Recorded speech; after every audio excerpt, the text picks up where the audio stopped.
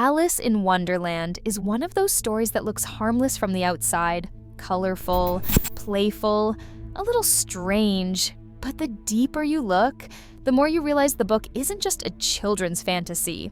It's a coded world built out of rebellion, psychological tension, and hidden commentary aimed squarely at the absurdity of Victorian society. It's a story that laughs in the face of order and transforms madness into a mirror. Today we're breaking open what Wonderland really is, and why this surreal dreamscape still holds power more than 150 years later. It all begins with a river. In July 1862, Lewis Carroll, a brilliant but introverted Oxford mathematician, rows down the Thames with friends.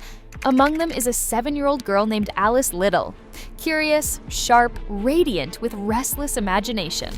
Carroll begins telling her a story that comes to him like a flash, like something whispered through him rather than something he composed. That moment on the water becomes the birthplace of Wonderland. But Carroll wasn't just spinning a tale. He was building a world that undermines everything Victorian society stood for. Victorian England was obsessed with rules. Obedience, manners, class hierarchy. Children were expected to sit still, be silent, and accept absurd adult behavior without question. Wonderland does the opposite. It shreds rules. It mocks logic. It turns authority figures into jokes. Carroll created a world where the strict order of society collapses into nonsense, and a young girl must fight through the chaos with nothing but her wits. It starts with the rabbit, not a cute symbol of innocence, but a frantic, anxious creature terrified of time and filled with anxiety. The rabbit cries, oh dear, I shall be late," then dives underground. That rabbit represents Victorian pressure, the fear of failing expectations, the fear of running out of time, the constant rush of adulthood barreling toward children long before they are ready. When Alice follows him, she is not just entering a fantasy world, she is plunging into a symbolic descent used in myth for thousands of years. A fall not into Earth, but into the subconscious. As she falls, objects drift by, maps, jars, clocks, pieces of order floating freely with nothing to anchor them. This is not a normal dream. It is a collapse of structure. The rabbit hole is the moment childhood certainty dissolves. The world stops making sense, and you either adapt or break. Wonderland becomes a psychological battlefield, where Alice confronts exaggerated versions of real pressures. Take the growing and shrinking. Alice expands until she can't move, then shrinks until she barely exists. Victorian children felt this constantly. One moment expected to behave like full adults, the next treated as insignificant. Wonderland turns that social whiplash into literal physics. Alice's struggle with her size mirrors her struggle with identity. She doesn't know who she is, and Wonderland forces her to admit it. Then comes the caterpillar, calm, smoky, and detached. He hits her with the question that sits at the core of the story. Who are you? Alice doesn't know. Her identity is in pieces. And that's the point. Wonderland forces her to define herself instead of letting the world do it for her. Every character in Wonderland is a fragment of the human mind or a critique of society. The white rabbit is anxiety. The caterpillar is self-doubt. The Cheshire cat is awareness detached from stability. The Mad Hatter is the paralysis of routine. The Queen of Hearts is pure authoritarian rage. Carroll wasn't just creating quirky characters. He was mapping psychological states and turning cultural commentary into living creatures. The Cheshire cat is especially revealing, a creature who can disappear until nothing remains but a grin. A being who sees everything, yet does nothing. He represents consciousness without identity, thought without structure. In Wonderland, everything can vanish except the idea of itself. That is what makes the cat so unsettling. He is a reminder that identity is fragile, and perception shapes reality. Then there is the Hatter. People often say he represents mercury poisoning, mad as a hatter. But Carroll was aiming deeper. The Hatter is stuck in time because time abandoned him. He is trapped in a loop, living the same moment forever. This is psychological stasis, trauma, routine turned into prison. Carol mocks Victorian rituals by turning a tea party, a symbol of polite society, into an eternal nightmare where nothing progresses. Wonderland is not chaos for chaos's sake. It is a system that reveals truth by exaggerating the absurdity already present in society. Carol had a perfect tool for building that truth: mathematics. He was a mathematical genius who hated the new abstract math developing in his era. He thought numbers were becoming too disconnected from reality.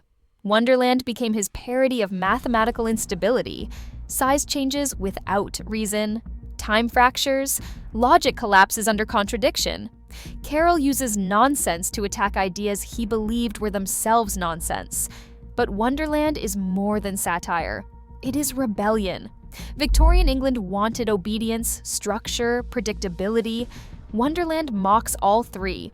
It shows a world where rules exist only to be broken and authority figures crumble under scrutiny. No character exposes this more brutally than the Queen of Hearts. The Queen isn't frightening because she is powerful. She is frightening because she isn't. She screams orders, but no one listens. She threatens executions, but none happen. Her entire rule is built on noise and intimidation. Carol turns her into a caricature of authoritarianism: loud, irrational, insecure. He exposes the truth about leaders who rely on fear.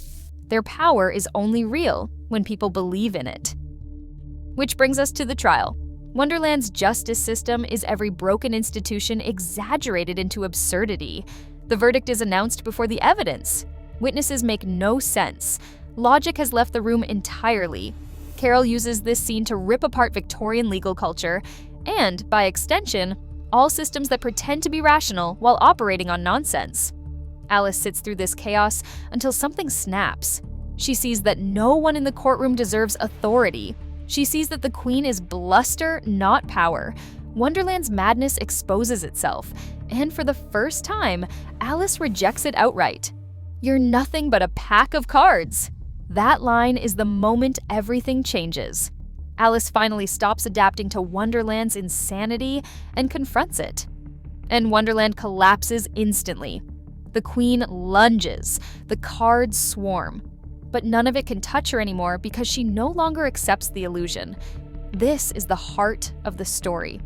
The moment a child realizes the world can be challenged, that authority is not always legitimate, that nonsense can be named and dismissed. Wonderland doesn't end because the dream is over. It ends because Alice wakes up to her own power. And yet Carol refuses to tie the story neatly. When Alice awakens on the riverbank, the world looks normal, but something is different. Wonderland lingers. The line between dream and reality blurs. Her sister imagines an older Alice passing the story on, meaning the questions Wonderland raises never fade. And that is why Alice in Wonderland still resonates. It is not about fantasy, it is about the moment the world stops making sense, and you must decide who you are anyway. It is about confronting confusion with clarity. It is about questioning systems that demand conformity. It is about discovering the difference between real power and performative authority. Wonderland is the story of growing up in a world that does not explain itself, a world full of rules no one can justify, a world where you are expected to shrink or grow depending on the moment. Wonderland forces Alice, and all of us, to realize that identity is not given, it is claimed. Lewis Carroll built a world where madness reveals truth, where nonsense exposes logic, where a child becomes powerful not by understanding the world, but by refusing to accept its absurdity. Wonderland is more than a dream. It is a test, a mirror, a revolution disguised as fantasy. And that is why it endures. Because we all experience Wonderland. We fall into situations that defy reason. We meet people who contradict themselves daily. We face authorities who shout louder than they think. We navigate systems built on rituals that lost meaning long ago.